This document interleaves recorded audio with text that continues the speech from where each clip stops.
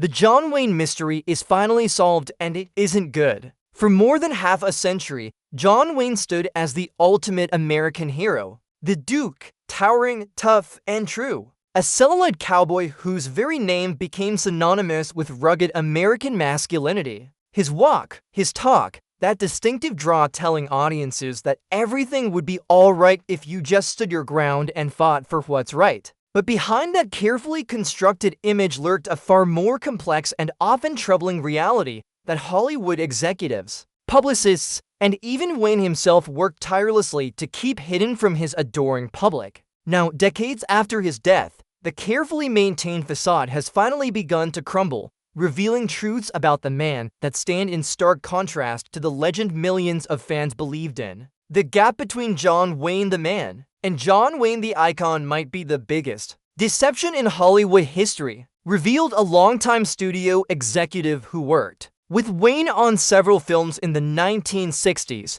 What fans saw on screen was a carefully manufactured product, not the real Marion Morrison. Indeed, the man born Marion Robert Morrison in Winthrop, Iowa underwent one of the most comprehensive image makeovers in entertainment history. Studio heads didn't just change his name, they rewrote his entire persona, creating a heroic alter ego that, according to those closest to him, often bore little resemblance to the man they knew off camera. Perhaps most shocking are the revelations about Wayne's loudly proclaimed patriotism, a cornerstone of his public image that helped him become one of the most beloved figures in American popular culture.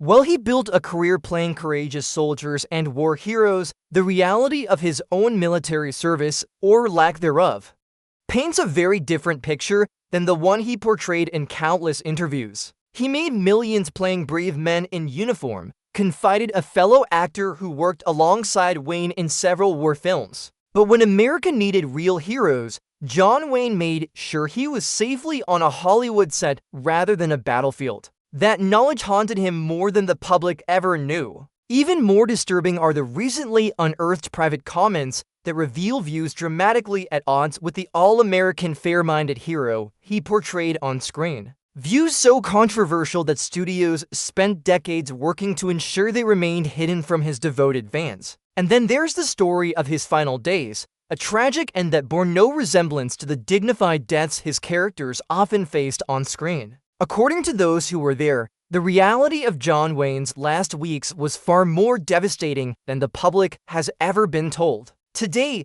we're finally solving the mystery behind one of Hollywood's most enduring icons, pulling back the curtain on the man behind the myth to reveal the startling truth about the Duke that changes everything we thought we knew about America's most famous cowboy. Now, what did you say? I said any of you want to surrender. Doomed from the start, his cowboy image was manufactured and often fake. John Wayne's transformation from Marion Morrison to the Duke represents one of the most comprehensive personality makeovers in entertainment history. The tall, awkward young man who initially failed as a football player at USC found himself reinvented by the Hollywood studio system. Not just with a new name, but with an entirely new persona carefully crafted to embody an idealized version of American manhood. Marion Morrison was given John Wayne as a name, but more importantly, he was given an entire character to play both on and off screen, explained film historian Barbara Wilkins.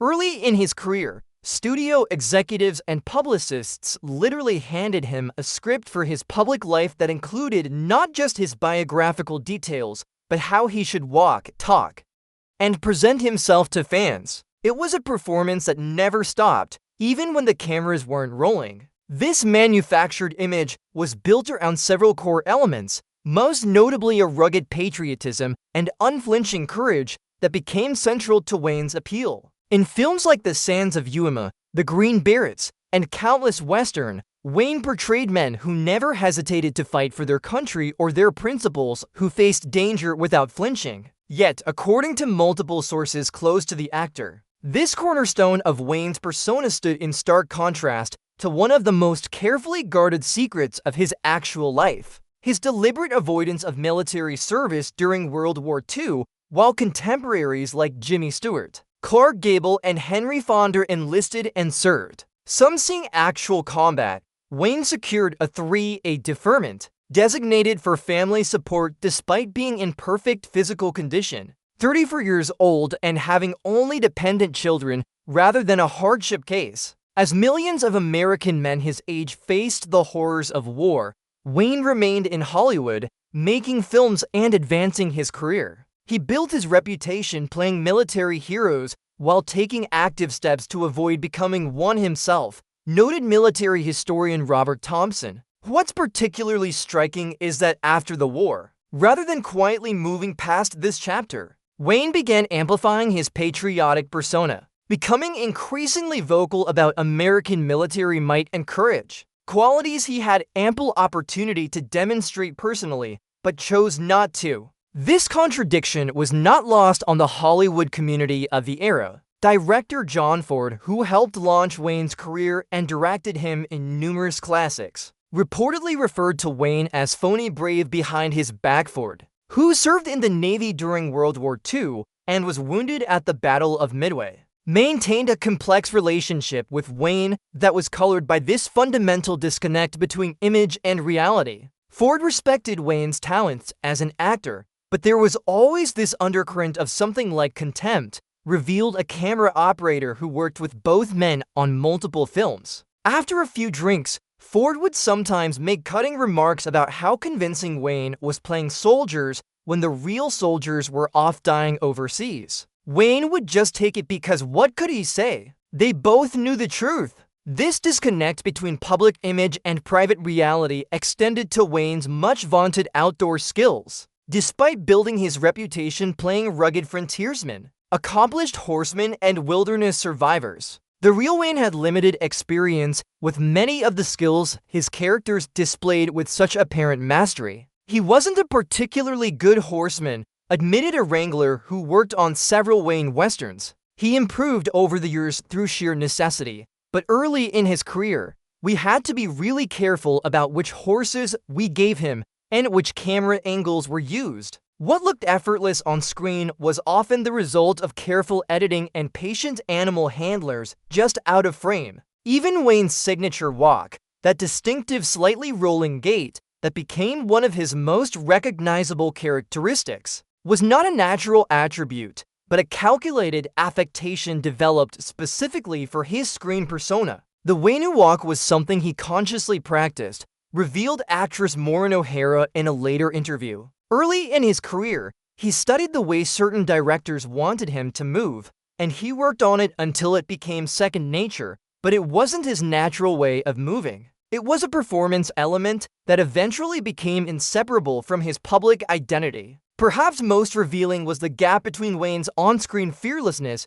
and what some colleagues described as a private hesitancy when faced with actual physical challenges. Stunt coordinator Chuck Robertson, who worked with Wayne for decades, noted in his memoir that Wayne talked tough, but he wasn't eager to take falls or do anything that might actually hurt. He'd make a big show about wanting to do his own stunts for the press, but once the reporters left, he was happy to let the professionals handle the dangerous stuff. This carefully constructed image was maintained through an elaborate system of publicity, selective storytelling, and the deliberate mythologizing of Wayne's life story. Studio publicists worked overtime to promote stories that reinforced his heroic image while systematically burying information that contradicted it. It wasn't just about hiding unflattering truths, explained entertainment journalist Margaret Wilson. It was about actively creating an alternate reality around a marketable persona. And John Wayne wasn't just complicit in this deception.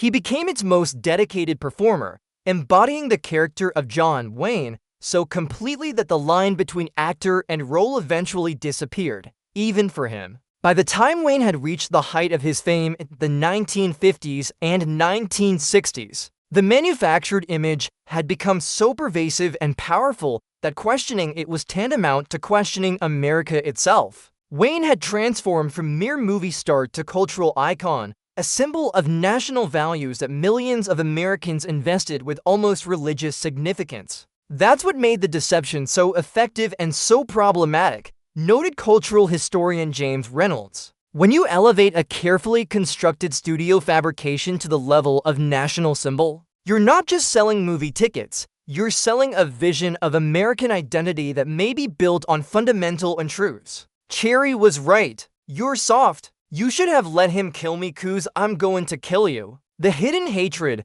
secret racism that Hollywood tried to bury. While John Wayne's avoidance of military service represented a significant contradiction between his public image and private reality, an even more disturbing aspect of his true character emerged in 1971 when an interview with